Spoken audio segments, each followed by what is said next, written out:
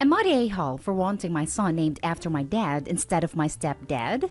My dad passed away when I was 9. He was the best dad in the world, and I still miss him.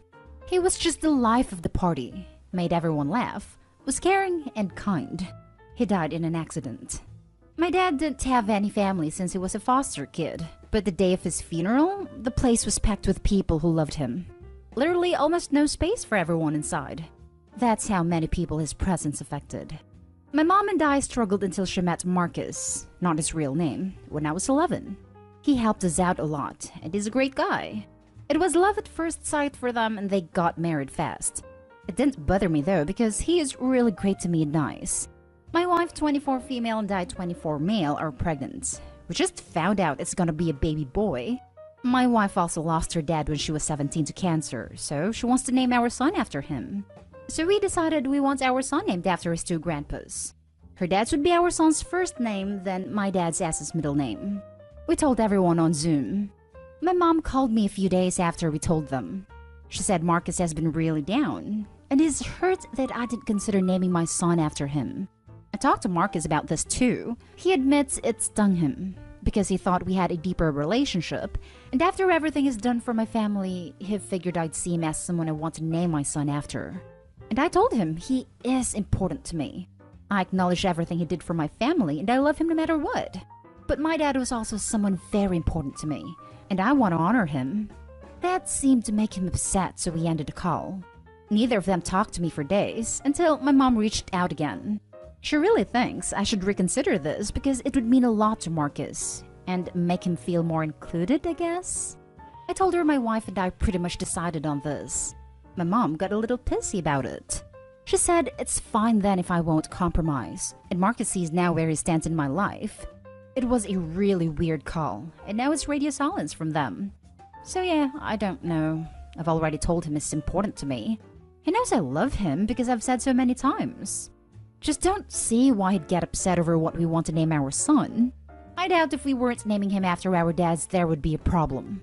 So I'm lost. Am I being an a-hole for deciding I want my son named after my dad instead of him? Now for the top comments. Not an a-hole.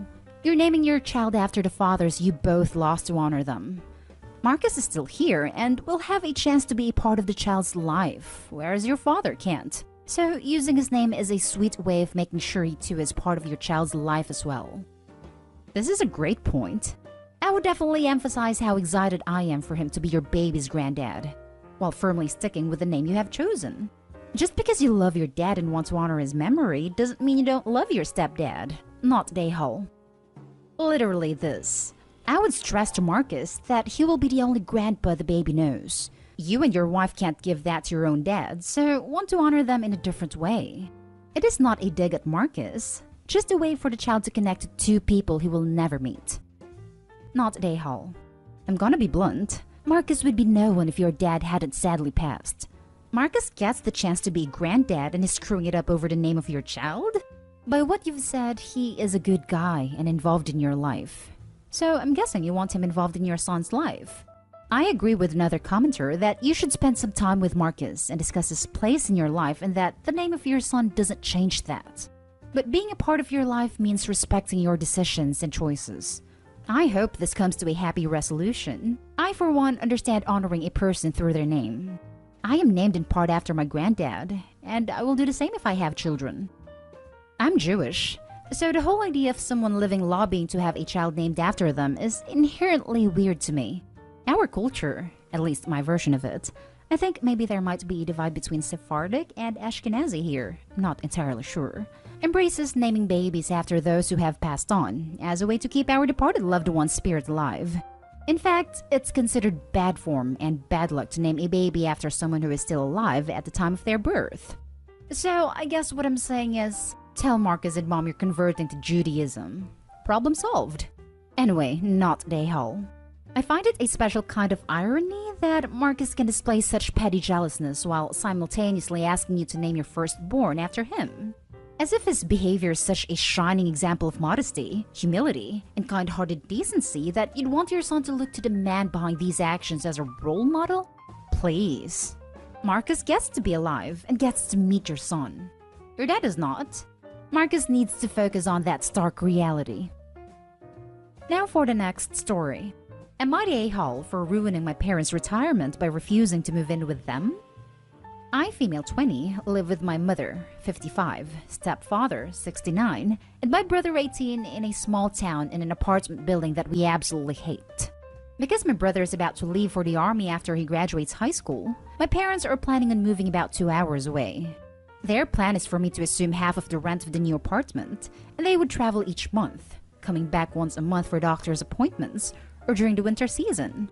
However, currently I am the only one working in my family, as my stepfather gets disability and social security and my mother gets child support, and I work as a server/cook in a small dining restaurant. During this conversation, I was told I would have to pay for all of the moving expenses and be expected to take care of 2 dogs while they are away. I have several reasons why I refuse to move in with them, mostly due to my mother and I having a stress relationship, as well as her being manipulative. She constantly shames me for my weight, which led me to having an eating disorder that I still struggle with, complains about me trying to be with friends once or twice a week, and disapproves of the hobbies I have. I play Dungeons and Dragons. I really feel like I should be obligated to do all this, especially since I'm not seen as an adult in their eyes. I'm worried that if I move in with them, I will be forced to take care of not only half the rent and utilities, but my mother's drinking and smoking habits, and my mental health will go down the drain. But with all the conversations I've had with my parents, with them promising me more independence, I'm worried I might be the a-hole. Am I? Not the a-hole. You are an adult, just as much as your 18-year-old brother is. If they want to move, that's on them. But you are not beholden to fund their lifestyle or play kennel to their pets. Get your own apartment and pay your moving expenses to extract yourself from this insanity. The crazy thing is, they still expect me to pay their moving expenses even if I don't move in with them. And that's maybe $1,000? More? Did you get the pony you wanted when you were 6? Probably not. Their moving expenses is the pony. No is a complete sentence. Get out of that house any way you can, and go low contact/no contact until they stop trying to financially mistreat you. Them promising you more independence? You're 20 years old. You have all the independence you choose to. Move out. They're using you for financial security and a dog sitter while they do as they please. If they don't want you on your own at 20, it's because they are toxic. Not the a-hole. It's crazy they expect you to pay for moving and rent. That is just using you completely. Start saying no and find somewhere else to move. Their plan really makes no sense in the long run anyways. Never ruin your future for someone else's lack of plans. It does, in a sense. My stepfather has several health issues, and child support doesn't last forever. I think my mom wants to use me after my stepfather passes. Third story is titled, Am I the a-hole for telling my parents I don't want to buy a house with you? Hey everyone! So, I'm Indian American, and if you're Indian American, you know that parents/relatives love purchasing expensive houses to flex on others, even if they can barely afford it. Same goes with luxury cars, luxury huge houses, expensive clothes, gold. So I'm 26 male.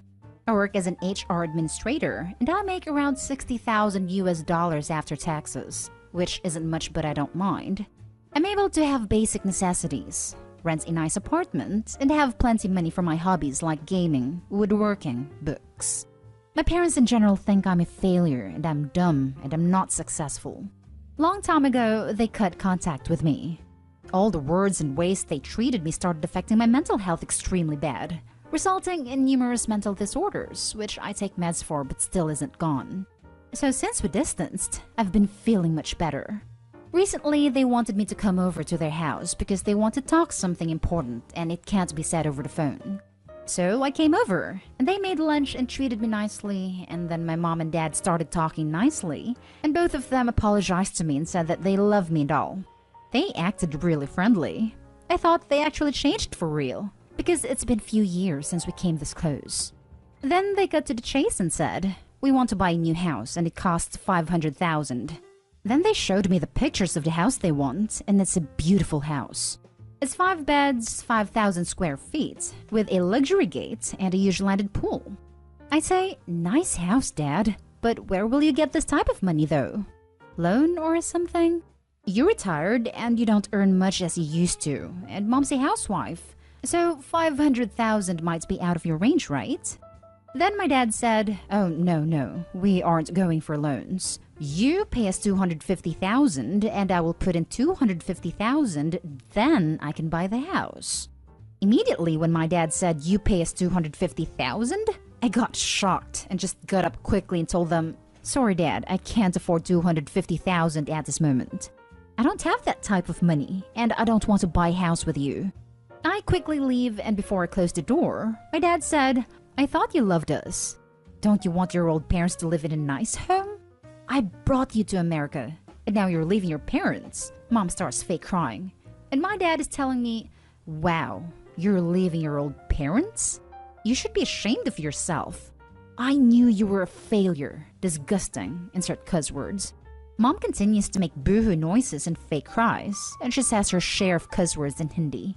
I just closed the door and left.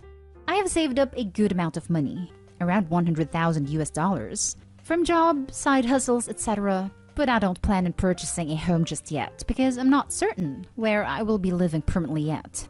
Plus, with job layoffs and all, I don't want to have all these responsibilities, especially in this time.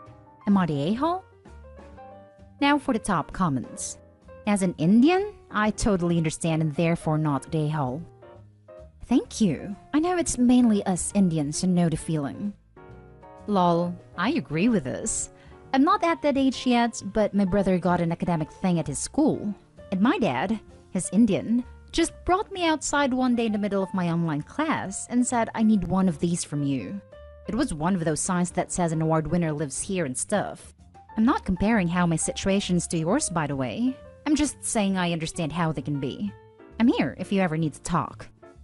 Oh, thank you so much. Not a-hole.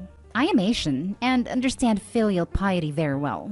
I had a different, more positive relationship with my parents, and I would still never do this. Also, my parents would never ask us. They know I need to live my own life. You are not your parents' retirement plan. Not the a-hole, and you know it. It sounds like you cutting contact was the right thing back then, and it sounds like the right thing now. The only reason they contacted you was for money. If your dad is able to put up $250,000, I'm certain that he can purchase a nice, but slightly smaller, property for him and your mother to spend their final years in. I might have misread this, but what exactly is the benefit to you in parting with $250,000? Are you expected to live in this house? Just expected to buy it for them and continue your way with an empty bank account and eat dust for the next 25 years? You are not the a-hole, and it's time to go no contact with your parents. For your own peace of mind and sanity, your mom and dad will be able to sort themselves out. They never really offered me to stay with them, so I don't really know exactly what they intended to do. I assume it's just for mom and dad to live in. Now for the last story. Am I the a-hole for telling my dad's wife to suck it up? My dad married his wife when I was 10. My mom had died 2 years earlier. She never tried to be my mom or got jealous that I loved my mom. But she sure hated the fact my dad wasn't single by choice and was so jealous of the 3 photos we had displayed in the house. One in the living room, one in the dining room, and one in my room. And she asked for them to be taken out of sight and my dad complied. She also hated that he had contact with my mom's family still, mostly for me. So even though he did cut me off from them, he hasn't spoken to them since. And she gets so annoyed when they show up for stuff like my high school graduation or my birthdays. I moved in with my boyfriend back in February of last year, and then everything shut down, and I didn't see my dad for a while. He never saw my house or anything. It was only in January that we saw each other again, and then a few weeks ago he and his wife came over to see the house, and she was uncomfortable when she saw photos of my mom, but specifically the family photos of when my mom was alive. And she made a comment, followed by asking me if I would take them down while she was there. And when I said no, she said I must have put them up to rub it in her face. I told her to suck it up. And if I had to learn how to live in a house where photos of my mom were hidden, she could learn to live with being inside a house with photos of her while she was a guest and not even living there. She told me there was no reason to be rude, and I should try to see it from her perspective. She has been giving my dad a hard time ever since. Then she told me she was sorry for making the request, and the least I could do is apologize for being so rude over a simple mistake. I don't think I made her wrong at all. I think it's kinda messed up that my dad goes along with all this, and is okay with pretending my mom never existed around her. But I wonder if I was a little rude and should have left it at a no. It irked me when she brought up the photos and asked me to take them down like she didn't already have too much control over the photos in my bedroom when I lived there. Am I the a-hole? Not the a-hole. Your father enables your stepmother. She told me there was no reason to be rude and I should try to see it from her perspective. What perspective would that be, as a guest in your home? You're displaying pictures of your family. She's been giving my dad a hard time ever since. Then told me she was sorry for making the request, and the least I could do is apologize for being so rude. Which, please. She's ridiculous. She walked into your home and asked you to remove pictures of your mother. Let's all pause and reflect upon how insane and entitled a person must be to act this way. I would never, ever apologize. If she wants to complain to your father, good for her. He's the one who should tell her she's being unreasonable and overbearing and completely inappropriate. He can enjoy her witching since he's the one who should shut her down, but doesn't. She said I must have put them up to rub it in her face. This is perhaps the textbook definition of narcissism. The only reason a person would have a picture of their dead mother in their house is to make me feel bad. Right? The house that she's entered one time in 13 months. I guess she thinks Opie's playing the long spite game. I now have this mental image of Opie prancing around evilly like the Grinch, placing the photos in the perfect place before sitting back in glee, and cackling at how brilliant their evil plan is before clapping and rolling all over the couch in joy. Not Dayhall. You don't have anything to apologize for. Regardless of how she feels about your mom, she is way out of line trying to dictate what photos you can display in your own home. Also, while I can somewhat understand her not wanting those photos displayed in the shared areas of her house, she was also wrong to ask that you not have them in your own room.